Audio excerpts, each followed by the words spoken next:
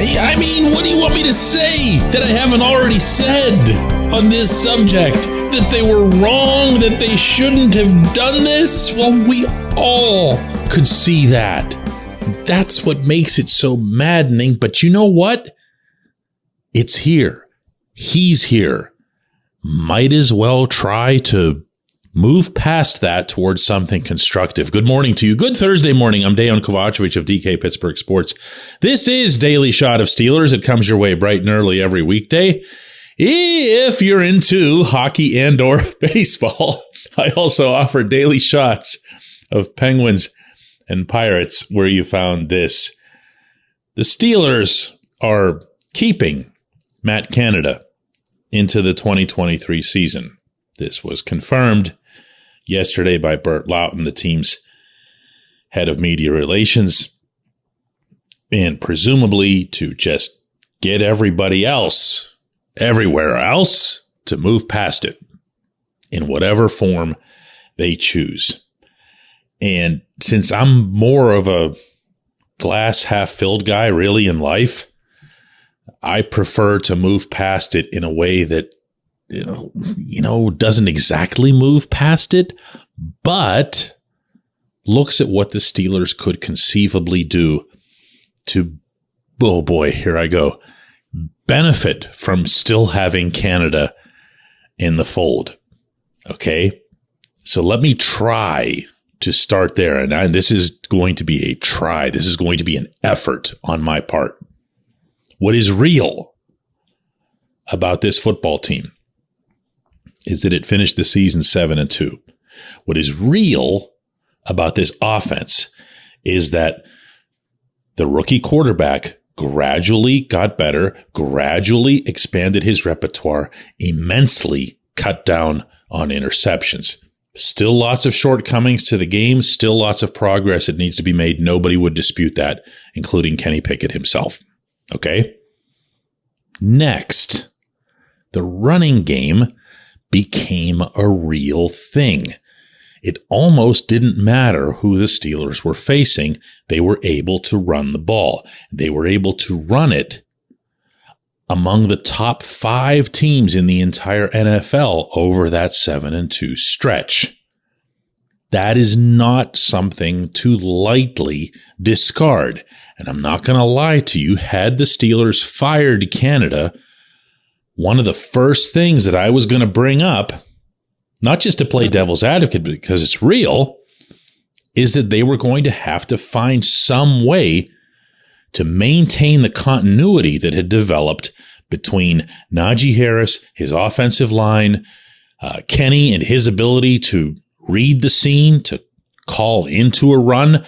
All of these things had to somehow be maintained. You wouldn't have wanted to get away from that. You would have taken your new coordinator and after you introduced him to everybody in the room said, hey, by the way, we want to show you some running plays here. See those? Those really worked. Let's do those again next year. Do you see what I'm saying here?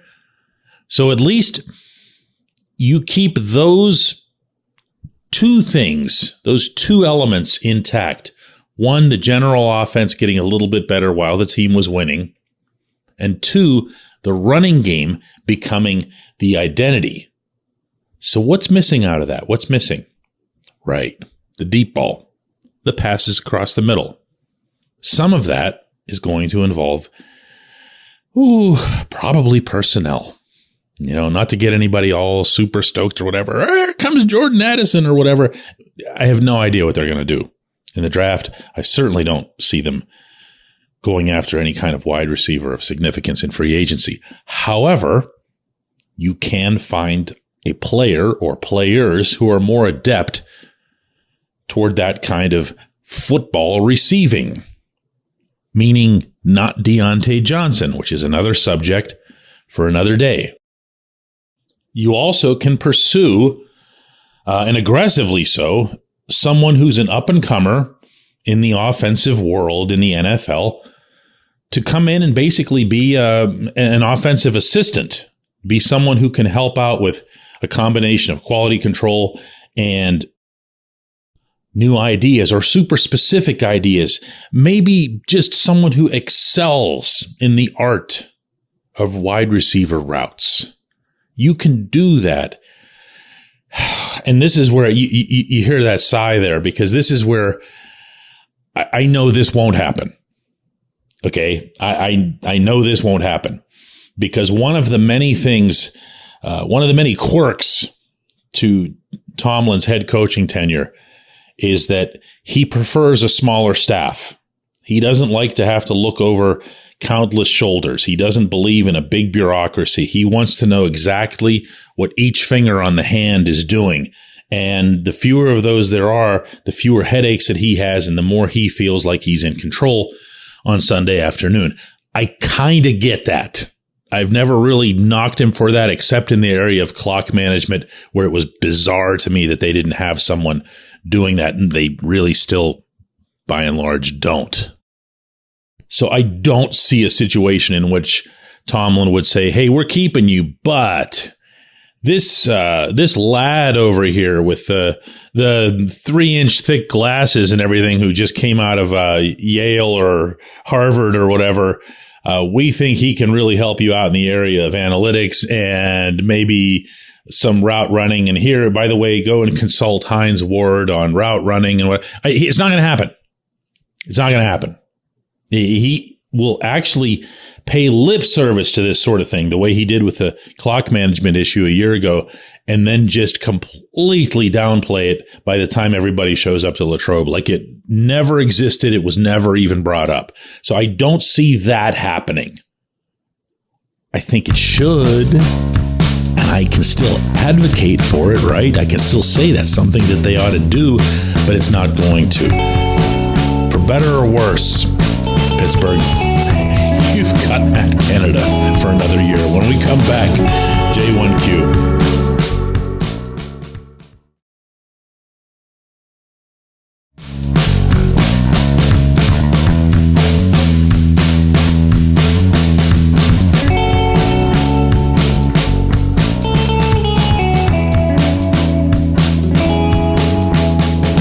Today's J1Q comes from Buzz.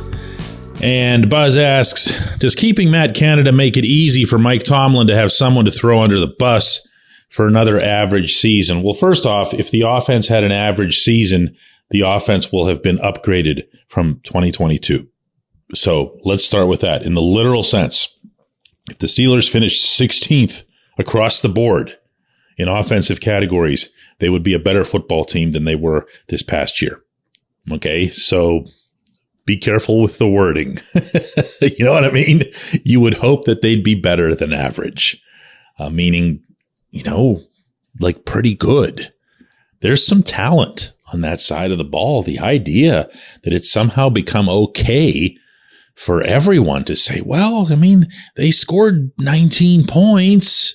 Okay. And what else did they do? How was 19 points good enough for you? You see what I'm saying here?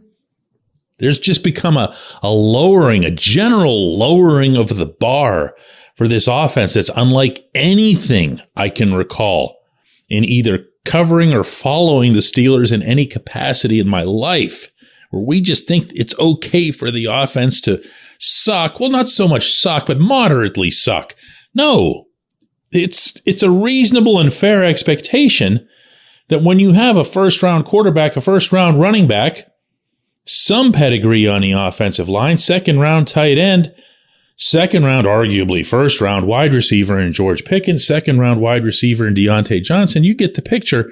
There's actual weaponry there. There are players there. So don't take the pressure off the coordinator, or for that matter, the head coach in this capacity. They've got to be significantly better, and I really believe that in 2023. Now, if they aren't, to your question, can Tomlin use Canada to an extent to take some of the pressure off himself? Yeah, he can. except that it's very clearly his decision to bring him back. And it's also very clearly his recent tenure that's seen him go through coordinators in a pretty big hurry and not pick very good ones. And that applies both to offense and defense. And that's when you start getting into a different realm of evaluating your head coach. And this is only true in the National Football League, because he's also the one who's deeply involved in the drafting and signing of players, whether it's at the amateur level, at the pro level, whatever it is. He's got his fingers in every pie. And when he's the one making the decision regarding the coordinator, and I'm going to remind everyone that these two words came from Tomlin's mouth at his last press conference, my decision regarding Canada. That was going to be his decision. Now, of course, Art Rooney is over his head, but that led me to believe in the moment, and it still does, that Rooney gave the decision to Tomlin and said, whichever way you go is going to be fine with me. And that's the way this plays out. The more of these types of people that you fire, the more changes that you make, the more that it ends up reflecting back on you. Do I think that Tomlin kept Canada, though, for the purpose that you suggested? No, that's getting a little bit goofy and conspiratorial for me. But could it come into play? Yes, I just don't think that it was a motivation. I appreciate the question. I appreciate everyone listening to Daily Shot of Steelers. I swear, I'm going to try, now that this is finally done with, the one positive can be that we can talk about something else, all right? I'm going to talk about something else in tomorrow's show. Promise.